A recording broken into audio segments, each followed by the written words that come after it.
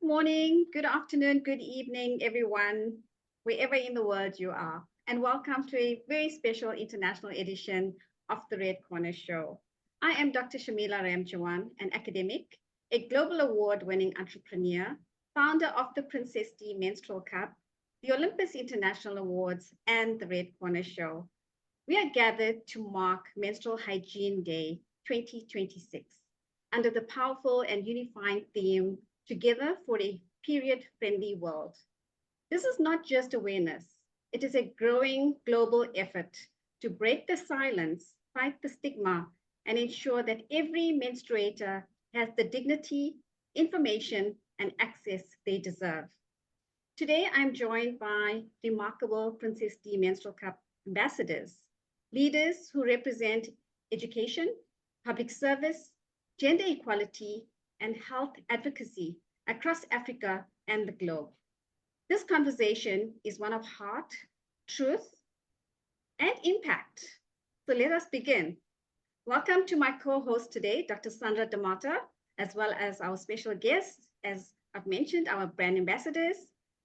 I would like to invite each of our guests to briefly introduce themselves, starting with Dr. Sandra Da Mata, your name, your country, and a few words and what you do or what drives your passion for menstrual health and equity. Over to you, Dr. Sandra Da Mata. Thank you so much, Dr. Shamila, and thank you so much for having me this evening. It is indeed a huge privilege to be a part of such a powerful day. So I have a massive passion for the PrincessD Menstrual Cup, and especially for the stop of period poverty throughout Africa and around the globe. So today I'm really hoping that we can talk about the things that really bring us together, and that is the importance of creating menstrual hygiene throughout the world. Thank you so much, Dr. Sandra Da Mata. Over to Honorable Shem Okottah from Kenya. Thank you very much. I'm glad to see Dr. Shamila. Sandra, it's been a while. Hello, my friend. It's good to see you, and looking forward to see you very soon again. We my can't name is, wait. You could wait. I'm Honorable Shem Okottah from Nairobi, Kenya. I'm a businessman, a philanthropist, and one person who is passionate on matters girl child. And my slogan still remains, no shame, break the silence about this topic we are talking about. Thank you very much. Thank you, Honorable Shem. Sitara Moodley from South Africa, over to you. Hi, everyone. Lovely to see your wonderful faces again. My name is Sitara Moodley, and I'm 23 years old, and I'm from the beautiful sunny city of Durban, but I moved to Johannesburg not too long ago. This is such an important topic to me as somebody who grew up where we talk more about periods. It's not something that we keep quiet. It's both boys and girls. It's a topic we started sharing. It's no longer just females that are talking about this topic. And period poverty is something my mom taught me about from, I think I was maybe 11 years old.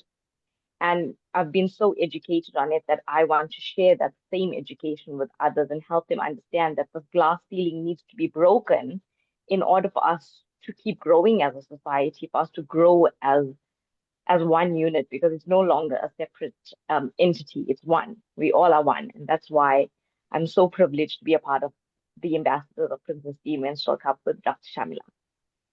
Thank you so much. And we are so glad to have you as the youth here, representing the youth on the show today. Over to you, Lebohang. Oh, thank you very much, Dr. Shamila. And also thank you to the panelists. And my name is Lebohang Nemutudi, and I'm from South Africa. I'm a health worker and also a health activist and environmental activist. And also I've grown, I can say, I've grown to definitely challenge the stigma, because of as men, usually it comes questionable match, especially in our communities, when you are a man and you're interested in matters of women, especially health-wise, and in a space of menstrual health, whereby I find it is important, especially as young men, especially in Africa, whereby the stigma is more focused on, so that we can also educate our peers and also educate our community about the importance of menstrual health, especially in our communities, because of we are facing a very severe, I can say it is becoming a pandemic because of most girls in our rural areas, they are disadvantaged and they can't access menstrual health and also hygiene packs. So this platform definitely is one of a kind. Thank you very much. And I'm hoping that I can learn more from others. Thank you. Thank you so much. And it's such a privilege and honor to have men on the show talking about menstrual hygiene management. So I always welcome men into the conversation. Thank you to our guests for the introductions. Now let's get right into the conversation. And I think that's what the audience is waiting for. And I hope that the audience engages as well in the chat. So we encourage your participation. And I'm just going to open this up now. What does a period-friendly world mean to you? So audience, please type your comments in the chat and we would like to hear from you. And over to our panel. So let's start with Sitara. For me, a period-friendly world is a world where we live in, where we're not afraid to talk about it, where we're able to speak freely about it. As somebody who got her period today, a few hours ago, it's something that we need to be able to talk about. I'm literally sitting here with a heat pad.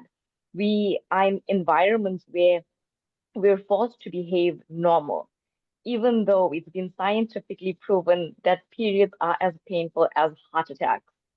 Yet we have to go on doing day-to-day activities as if we aren't suffering through that pain. And for me, a period-friendly world is a world where it's accepted and it's talked about. When you're at work and you're having a cramp, you can easily say, please, can I take a step back? I'm in pain. Or can I just have 5 minutes to regulate my emotions because I feel like I'm going to scream? It's a place where we're able to talk about the things that we don't talk about, like the fact that girls miss school for almost 3 months of the year because they aren't able to pay for sanitary items because it's not available to them. That's why the PrincessD Cup does what it does. That's why you do what you do, because we want to live in a period-friendly world where girls can go to school, get the education they need to succeed in life without having a period as a hindrance. So that's what it means to me. Thank you so much for that. And thank you for sharing your experience and opening up to the world. It's real. We need to smash the taboos and start having that conversation in terms of period dignity, I call it. So thank you so much for that, Sitara. It's great having you once again. Let's go to Honorable Shem, Okottah in Kenya. She's nailed it. Period-friendly world, basically. Yes. We have to normalize. It has to be a normal fact of life that we don't stigmatize. So we should not look at it like a condition, sickness. So the basic or the underlying fact here is the menstruation is accepted as a normal fact of life and is no longer stigmatized. Those are the key definition of this word period friendly world. And as men, as I always say, I have a daughter, and the major challenge I initially had was information, lack of information. So personally, I struggled to learn more about it because during our age, even our spouses were not privileged to do some research on it. And this again brings me to a message whereby every parent at least needs to ask, research, and get to know. Let's keep talking. Let's bring out this conversation And we appreciate shows like Red Corner Show that is now coming out and allowing viewers to ask questions freely. Those who, are not ready to ask people that they know one-on-one, they can type messages or questions and we can answer them. So we did not have medium of communication prior, but now that we have such shows and we are able to talk about it, let's take the advantage. Let's come out, talk about it. Let men also be involved, A to Z, so that we can help our spouses. Thank you. That is such a powerful reflection. I love that. Menstrual health should be supported openly and without shame. Thank you, Honorable Shem, for that. We're moving on to Lebo. Lebo, can you share, please? What does a period-friendly world mean to you? I think also what Sitara said, I think he said it a mouthful.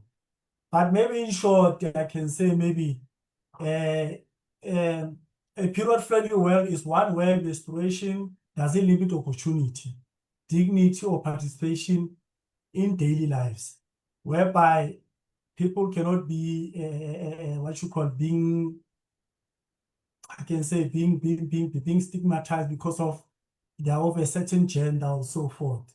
But we should also be mindful of that things have evolved and have changed, and information is there for everyone to understand and also to learn. And what does it mean? Because of we find a point whereby there are fathers who are raising young girls, and they are still coping and learning more. And in tapping into that also, we should also be a daily, what you call, education, so that many people can know and understand, because of the stigma is there. But with more education, civic education, also education is in workplaces is very important, because of we find it that even in our workplaces, whereby our counterpart, female counterpart, they are still stigmatized because they don't have those particular resources which are there for them to feel welcome in that particular space. So I think more needs to be done, and in spaces like platform like this, we can share more. Yeah, I can end there. Yes, absolutely. Thank you for that insight. Everyone should feel safe, respected, and included. That's what we need to have those conversations about. Thank you so much, Lebo. I see Professor Sifa has joined us. Hello, Professor.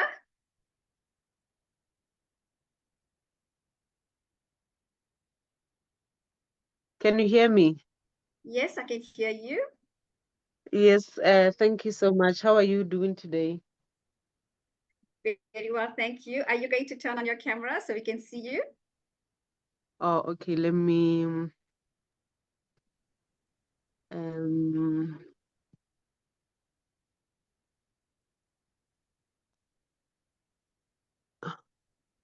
So now that you joined the conversation, what does a period-friendly world mean to you? okay, yeah, but I'm still struggling with, let me see, um with the camera. Period friendly, did you say period friendly? Yes, our theme for today. So it means that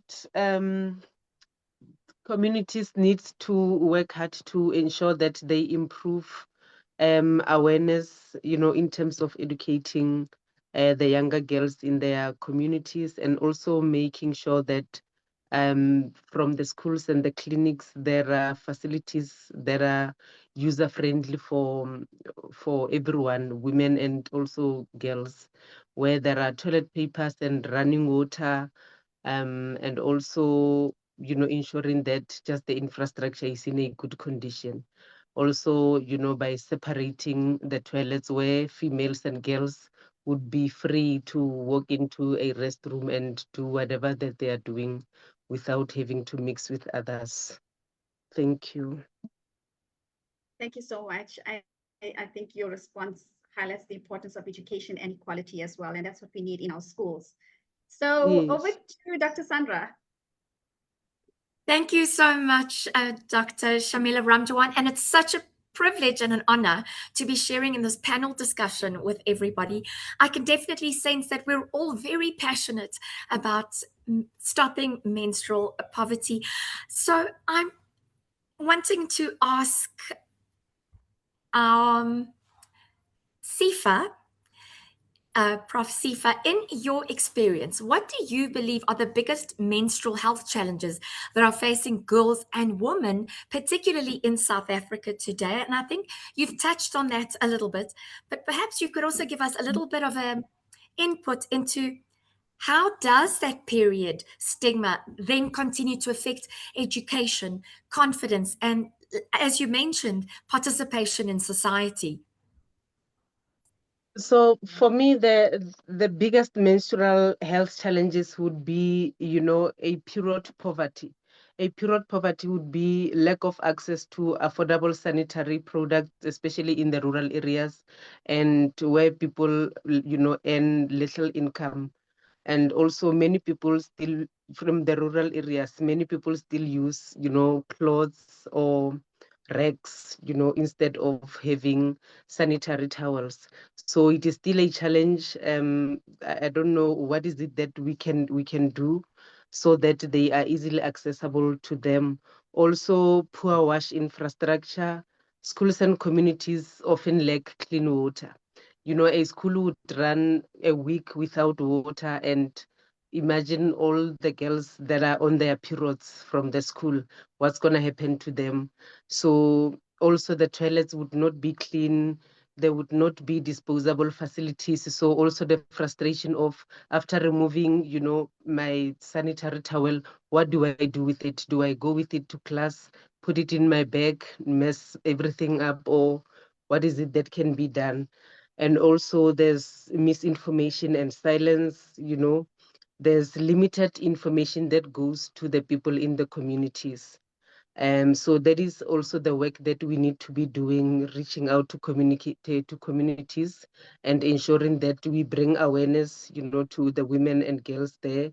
And also to demystify all the things that are being said about menstruation.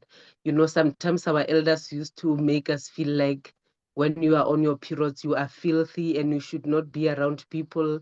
And therefore it kills your confidence. And also it gives you, you are being fearful because you just want to be into your own space. There's also a whole lot of stigma and taboo around our cultural beliefs in terms of our menstruation. So women are still made to feel like when you're on your periods, especially in the Black society, there are a lot of things that are being said culturally to say when a woman is on her periods, she cannot cook, she cannot touch this, she cannot touch that, she cannot go anywhere, she must just stay home. So automatically when people see you, secluded like that, they already know that that is your time of the month and you are filthy, nobody must come nearer to you. And all these things, they affect our girl children and they cause absenteeism in our schools.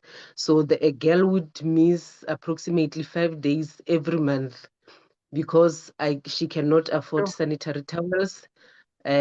She does not have much information. No one in the family is talking to her about what is happening to her. She is confused. She doesn't understand what is happening. She understands that every month on this date, this is what is happening, but she has no clue of how to respond to, the changes around her. Yeah, so those are the biggest menstrual health challenges that, for me, I find problematic.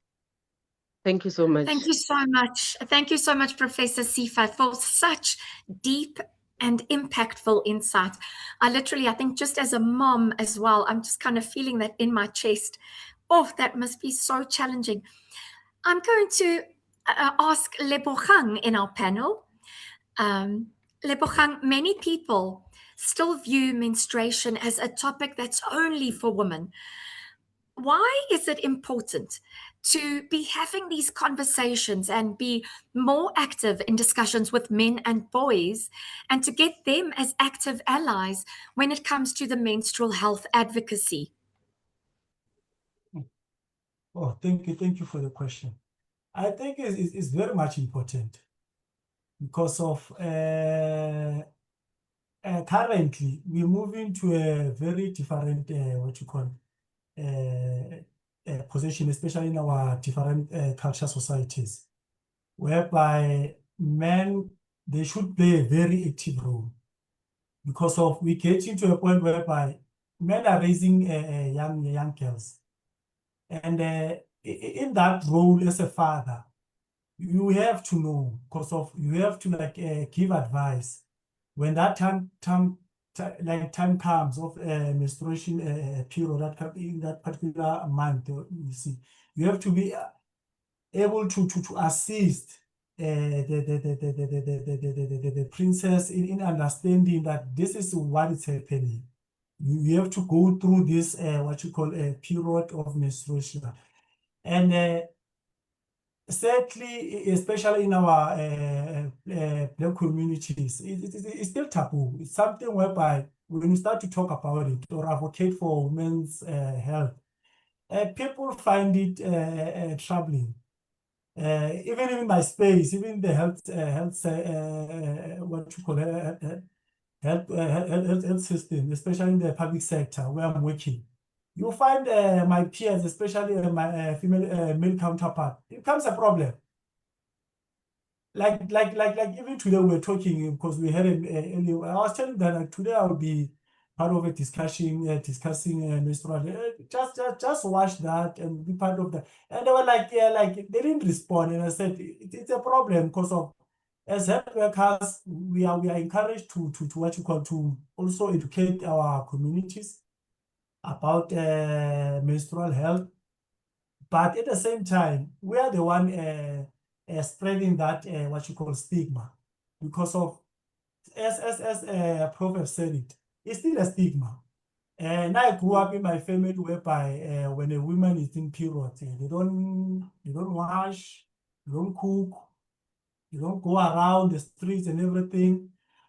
But because of what you call education from my mother, then we started education and said, no, that can happen, whereby they have to sleep we cannot interact with my sisters and whatever. So luckily, some of the things whereby I did learn from my mother, whereby he broke that stigma and said, no, it can't happen. Because the more we doing such things, we are definitely not encouraging them. It becomes like they are different from us. I understand. Even though they were a female counterpart, but they are still women. It doesn't take anything from them. So it's very important for especially for young men and also older men also to be part of the discussion. Because without being part of the discussion, we cannot understand what is happening. And we cannot advocate for proper rights and policy direction. So that when we move forward, we know that menstrual health, it mustn't be a profit making matter, but it must be something whereby it is for the community, especially for the young girls. Yeah, Thank you so much. That is such a meaty standpoint. And the way you're taking ownership for it as a man, I have to commend you. That's wonderful. I know that with Honorable Shem, he mentioned as we started the interview, you know, we're talking to little girls, we're teaching little girls. And I love the way you captured it when you said we need to teach our little princesses. So in your opinion, Lebohang, what role can community play when it comes to normalizing these conversations? I think the important role, I think, is civic education. Because when I was growing up in the townships of in Soweto, in Mapeka, we used to have this civic education whereby people in the community, once a month, we used to have that what you call community meeting, whereby each and every stakeholder, your CPF, the councillor, each churches and everybody, we sit down, we talk about certain things, especially in the community. and we get to understand what is happening. So more civic education is very important because of you may find, especially in our public schools, especially in our townships, menstrual health is still a problem, especially education. Like once a year or twice a year, I get to be invited to some schools. There's a school in Protea Glen, which is a PASA combined school. I normally go there, and I've also adopted it because I know when it comes to what you call that, when that time comes, especially we normally host that health talk around August in Women's Month. I go there and I tell them that no, it's that time of the month, so that civic education is very important. And what is happening is that in our community, we have lost it. We have lost it very much, whereby now people are just minding their own business, not what you call engaging like before. Because before you used to engage more thorough and be able to understand what is happening in the community. Yeah, thank you. Thank you so much for your honesty. That's very insightful. I'm going to hand over back to Dr. Ramjawan. Thank you so much. That is great having this conversation. It's really insightful, like you said, Dr. Sandra Da Mata, and just engaging with some of our brand ambassadors here. Honorable Shem, to answer Dr. Sandra Da Mata's question, what's your opinion? Actually, I wanted to weigh in a bit or dive a bit into Lebohang observation.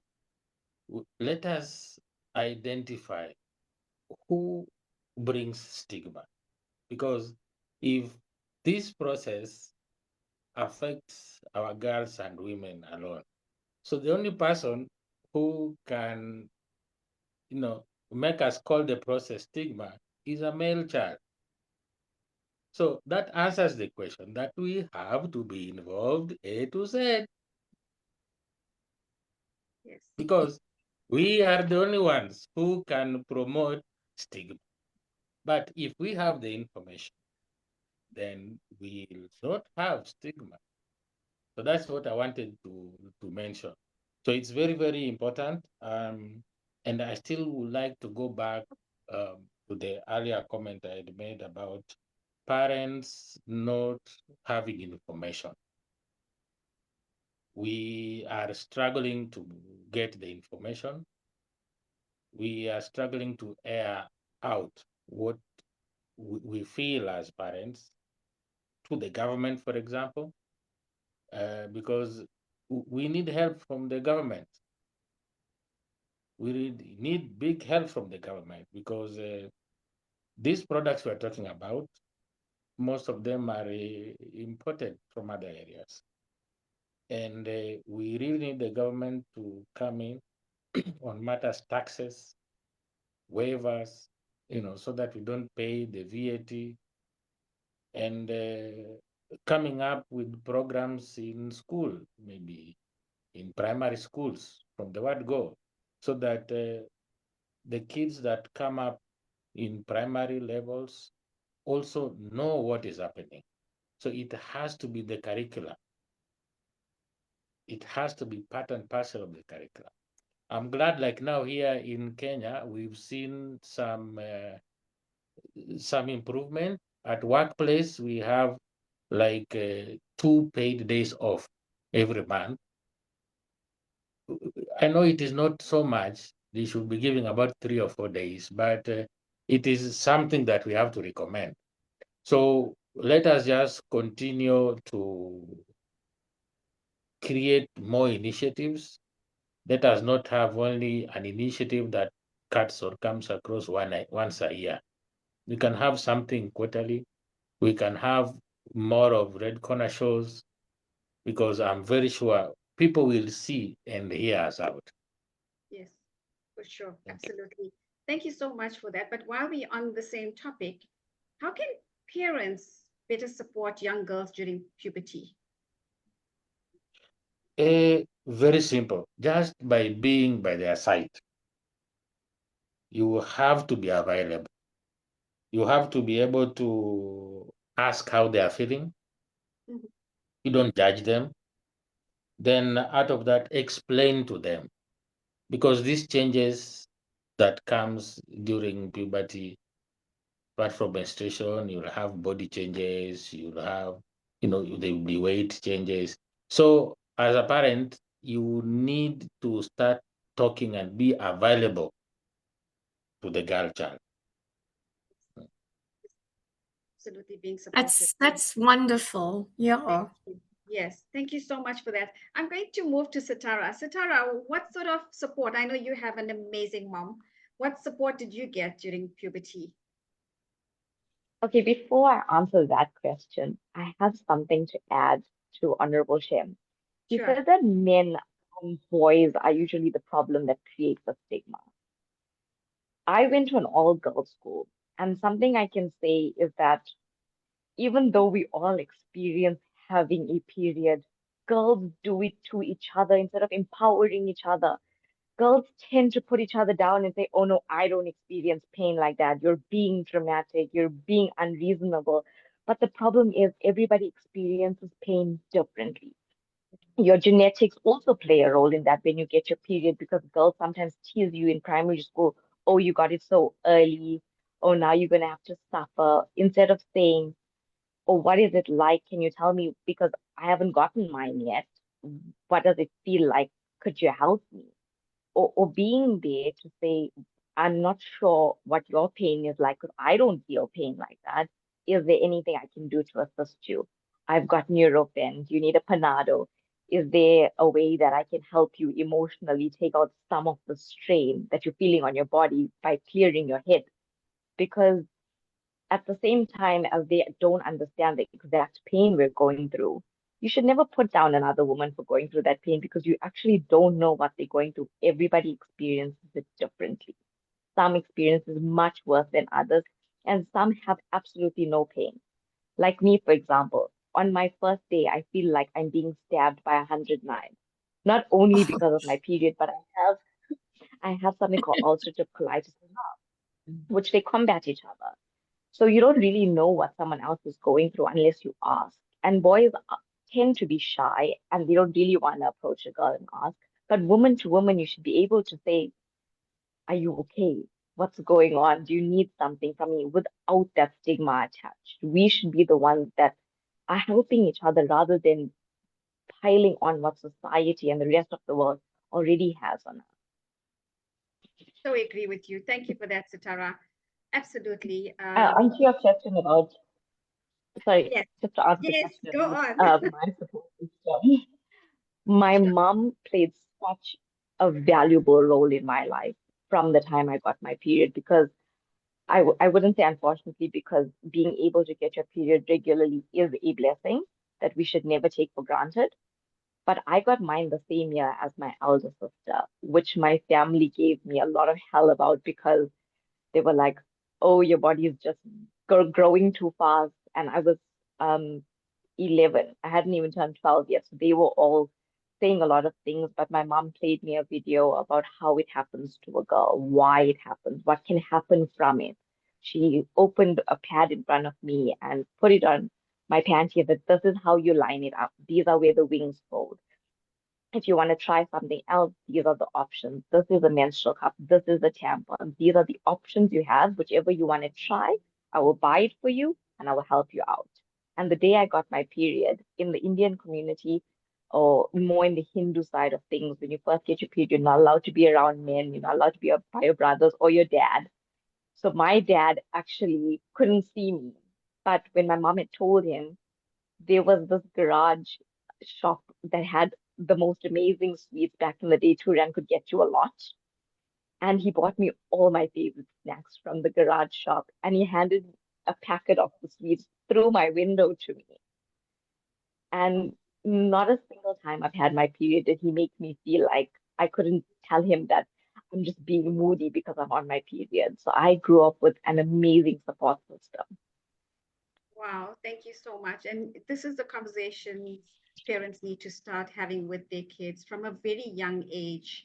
So then it doesn't become sort of an embarrassment when they do actually get their periods. Honorable Shem, you had your hand up.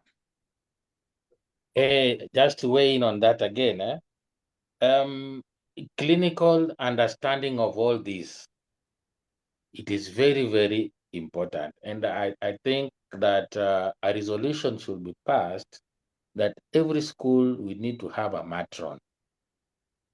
Because if we could have a matron in school, the matron will be able to explain some of these things to our girls, because there are some that parents might not be comfortable explaining, but we need a matron who can tell them that, hey, look, the hormonal regulation is different in every lady's body.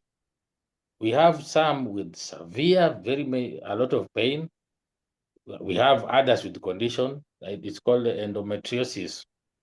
So the matron is able to explain this to the girl child. So I think also for governments, we should encourage having a matron. We used to have it here in Kenya, but I no longer see matrons in schools. So I believe it is high time that we have matron in school to help in educating. Thank you. Yes, and I think also it stems from just being that support structure, but also being able to trust somebody as well. Thank you so much, Honorable Shem. Professor Sifa, yes. What's your take on parents supporting young girls during puberty?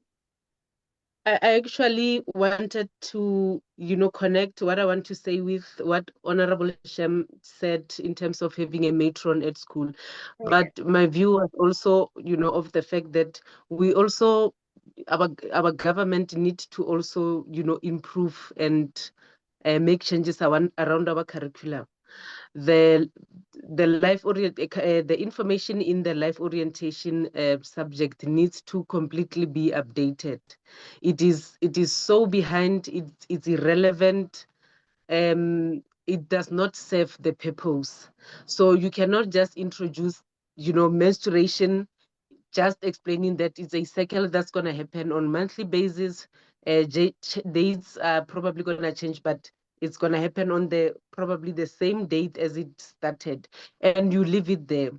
The health education needs to come in place, like he has been explaining, and we also need to decide from what level, what age are we going to start, teaching this learners about their menstrual cycle.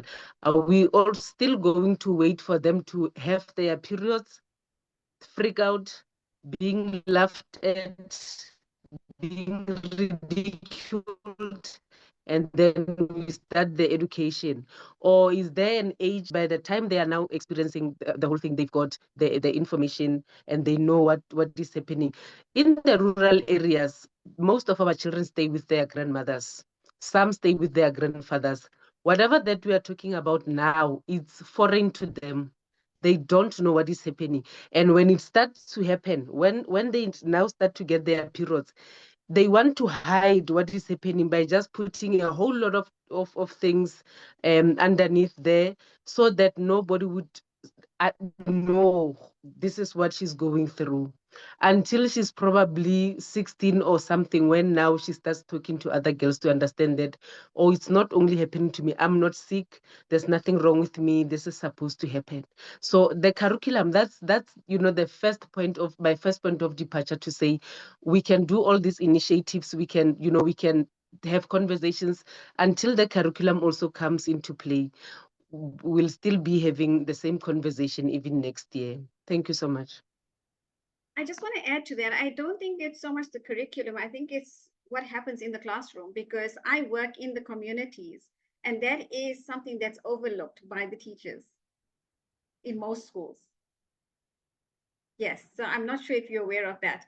So it's something that we need to look at in the classroom situation now. Yes, absolutely right. Also the teacher development needs to also, be something that we prioritize. You are right to say, even with the curriculum, it's not a problem as such. It's what is happening in the classroom and what information do our teachers have? How willing are they to go an extra mile in terms of providing education and ensuring that even outside the classroom, the conversation continues. It's very important. Yes, for sure. And also, I think the reason why it's overlooked is because there are boys in the class. And this is a conversation we should be having with the boys as well. I'm sure you all agree, right? Very, very true. Very true. Even during parents' meeting, while the men are still there, those are the fathers. The same conversation can happen in that kind of a setting where somebody just comes, address them, gives them information. It helps. So I've never thought it of that way, to say the challenge could be that the boy child is in class, but it makes sense now when you say it, because now it's a problem. They want to now accommodate the boys and limit information so that the boys would not be laughing at the girls, and that's not how we should be going about it. Yeah, that's a great point. Thank you, Doc. I so agree with you. And also, in today's world, we need to take into account the number of single parents and men having to bring up girls. So, with the divorce rate and the single parenting, we need to really, really create that conversation. But we start, right? There's so much we can do, and we have the voices, so we make that more effective. Lebo, what do you think about this? Parents supporting young girls during puberty. It's very important. It's very important, Doc. Right? It's very important because of imagine as a young princess, not having support from your own home setting. It becomes disastrous. It becomes a problem, and without getting that what you call that support, it becomes a problem. You find it whereby at school it's not that much whereby the teachers, they get to pay attention to all the, especially the princesses in the class. They can't, because they are overwhelmed also, the teachers. But when that support and also training and that education, daily education, it must be a daily education each and every day that we talk about, especially when we are eating, talking, that topic must be put there. So that when a girl child goes to school, she can be able to educate others. Because of most in my community, in the schools that I normally visit, we find it that especially our teachers, they don't get that much support, especially from the government. As Ms. Vallery put it very clear, they don't get that support. It is very heartening, just to say, in South Africa, especially, you understand, because that's where I'm based, and the schools which I'm working in also, it's very heartening because of even our teachers, they don't get the support from the government. And also the curriculum also on its own, it's a problem because of it frustrates them, whereby they cannot talk about certain matters or menstrual health, especially with young girls, because of it's a sensitive topic. The more you talk about it, other learners, because once we had an incident whereby a teacher was reported, a male teacher especially was reported to a parent in talking about menstrual health, what you call a topic in the class. And the mother came. The sad part, the mother came. The mother is a single parent of a boy child. Came and said, "Oh, my child is and that, and we were calling that meeting. And I was very disappointed. We even paused the meeting with the principal, and I said, "No, let's just pause this meeting and talk with the what you call the parent, and find out what is the problem." And when we went outside, the three of us, and I said, "No, I'm very disappointed. You shouldn't be saying that." And you were the one who was supposed to educate your boy child and say, that is not sensitive information. It's proper information for you so that you can educate others in the community. What your teacher is teaching you is teaching you so that you can educate others. But because of what is happening in especially in our schools, it's a problem. Our teachers are in definitely under siege. Even they want to share, they can't share because of certain barriers are there. but civic education is very important. Especially if you can go back whereby to especially a wonderful motto whereby when they say umuntu umuntu ngabantu, but lately we are not practicing that motto. But if you can go back and practice it more, you will find out that back in the days, as much as there were those what you call matters whereby ladies they shouldn't sit with boys when they are in menstrual, but you'll find a dignity inside of that education. But nowadays you can't. Whatever you give out, you must be very careful because of the other person who's receiving it. You don't know how will he or she react. So it's more of a battlefield, but also having more, especially workplace, what you call education, at school, universities, and everything. I normally promote a safe space. A safe space is very important, whereby people can be able to talk and be able to talk about certain things that happen.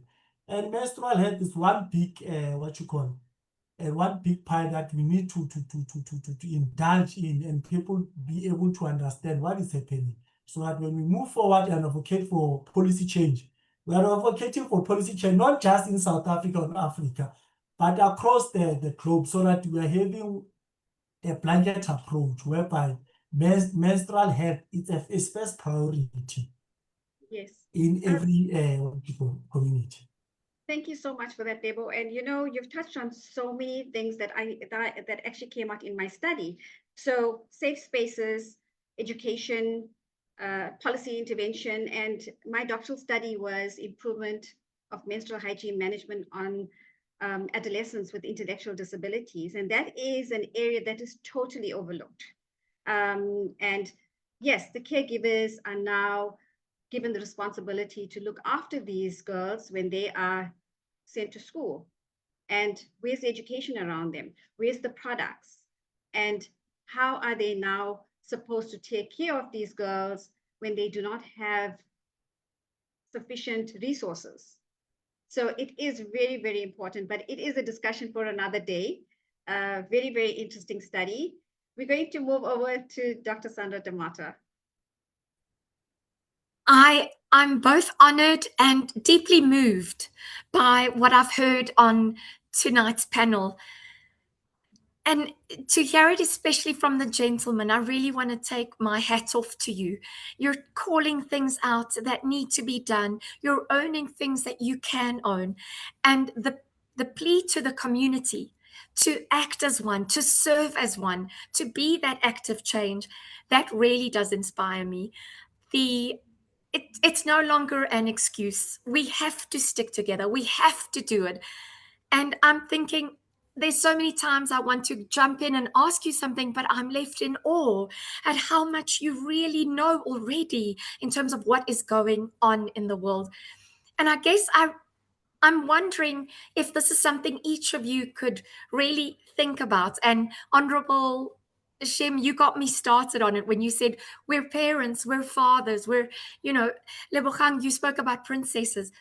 If you had this one meaningful message that you wanted to leave the world when it came to this exact topic, what would that be?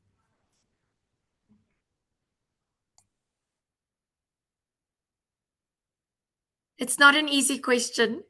I know. Whenever you're ready. Honorable Shem, I see that smile on your face. There must be something on your heart. It's very simple. Menstruation is normal. That is the message. Menstruation is normal, and every girl or woman can manage menstruation safely, confidently, and with dignity. Those three things. Thank you. I would like to say something. Yes, let me say something on the side of government, because I saw, or I can see, the speed at which governments dealt with polio in Africa, dealt with chickenpox. If we can make enough noise until government can hear us and give us their attention, for sure, these initiatives will bear a lot of fruits. Thank you. Absolutely. Love it. And may we bear those fruits as a community and as parents. I'm wondering if Sitara, I could ask you, I just love your energy. Can I just say, I wish I could bottle you in a little, like I just sip from your enthusiasm and your passion. And I so love the way you love your mama. And I want to send a big virtual hug to your mama. What would be that empowering message that you would like to leave that would bring across this dignity and faith? It all starts on the inside. Feel beautiful, feel confident, feel dignified and safe in who you are and what you're going through. And the world will accept it. Because if you don't accept it, if you do not feel beautiful that you are a woman and celebrate your womanhood, that you are able to get your period regularly, if some of us are lucky, and that is how we bear children in the world. Without a period, you cannot have the rest of the world creating more. If you cannot do that from the inside, it will never reflect on the outside. And that's what my master taught me. If I feel beautiful on the inside, if I have a good heart, the rest of my body will flow properly and the world will accept it. So for me, it's whatever you feel on the inside, accept who you are, accept that you're a woman. Don't be upset that you get your period every month. Most girls want that. Most women who want to bear children want a regular period. Be happy, be proud of it, and then let it Oh. shine throughout the world, because if you want it on the inside so badly, to be seen, to be dignified, to be confident, everyone around you will feel that and appreciate it and respect you for it. I get so excited for you that you just got your period. I was excited when I heard that too. but, I'm so but excited. Sandra, I just want to add that Sitara is one of our entertainers at the Olympus International Awards, and her mom is actually Clara Moodley, who was in Volume 2 of Walking Shut the front door. Yes. Oh my goodness. I can't wait to see you. I'm going to squeeze you. I'm And warning she's you also now. a sponsor. She sponsored a few girls as well for activation on the 3rd of July. Thank you, my angel. Thank you. Lebohang, a man after my own heart. Tell me, if you had a message of empowerment to take this thing called dignity and grow beautiful trees from it, what would your message be? Yeah. What I could say, there's a lot I could say, but I'll start whereby we normally say history will always judge us of what we are doing right now. And what I will say menstrual dignity is not a privilege, number one. It is a fundamental human right, empowering people to manage their periods with respect, safety, and pride is the foundation of gender equality. That for me, it's more of a true liberation, because of without understanding what is happening, then tomorrow definitely will be judged for not doing what we were supposed to do today. And that on its own, it won't be justice. And we wouldn't be fulfilling whatever purpose that God has given us in this lovely world. So I think starting today and tomorrow and every day, we should be doing something. And I thank you. Very, very powerful words. And those words are going to stay with all of us. When you said that it is not a privilege, it is a basic human right. Thank you so much. And maybe lastly, Professor Sifa, do you want to add any last thoughts or comments around your empowering message to the world? Yeah, I actually jotted a few down, but the two gentlemen there already have covered two of my messages to the young girls, where Honorable Shem said, you know, for them to understand that their period is normal. It is just a sign that your body is healthy and that there's nothing wrong with you. And it's actually good that, we are privileged as women, to be going through our menstrual cycle, because we are not even worried about having to go to a doctor and cleaning and whatnot, because already the process is happening naturally. So Yes. also, Lebohang also said they deserve dignity. Access to products, to clean water, to privacy is actually their right. So actually, when we go to schools and health centers around the communities, and we find that there's no water and the learners are still kept in school, well, there's no water and the toilets are filthy, we should also try lay charges, because it is denying them their right, to be in a conducive environment. It's not fair for the girls to be going through that throughout the day. So I would also add the other three to say you are not alone. Asking for help is okay. So even if you are being raised by a single mother or a grandmother who you think a communication is not okay around the house, there's a neighbor, there's an educator, find someone that you can speak to so that you understand what is happening to you, you understand what is it that needs to be done. But keeping quiet won't assist you at all. Your worth isn't affected simply because you are going through your periods. Having your periods does not make you dirty or weak. You are you are still the most prominent person in your community, at home, at school. You can do anything that even a boy child can do. Nothing is impossible. It doesn't mean that when you're on your periods you cannot join athletics or play netball, play soccer or whatever. You are still able to do anything that you want to do. Lastly, speak up, have a trusted adult. We also need to, in our initiatives, include coaches and role models into our initiatives to say adopt a girl child where she can access you any time of the day, be a phone call away, know that there are girls from this school or from this village or from whatever place that you can think of, where you are able to just have conversations with them, bring awareness to them. That way we can win this fight. Thank you so much. And I can definitely say that listening to everybody on the panel, if the love that I feel in this discussion today and the support and the respect is just a little portion of the love we can give to all the girl children, I'm super excited about the future. In fact, I'm happy to join Sitara on this, and maybe we have a new saying that goes, I have a period. What is your superpower? Back to you, Dr. Ramjawan. Definitely, definitely. We need Sitara. We need your voice. I love that you are so open, and not many people would do that. So thank you for that. Thank you for sharing that, and thank you, everyone. This was so meaningful. On behalf of the Red Corner Show, thank you for joining us on Menstrual Hygiene Management Day. It was such a great conversation. Together, we can break the stigma, restore dignity, and empower future generations. Thank you, Dr. Sandra Da Mata. I see you losing your voice already. I'm already screaming for everybody. But I'm super excited. July. Yeah, I can't wait for July. I'm getting ready.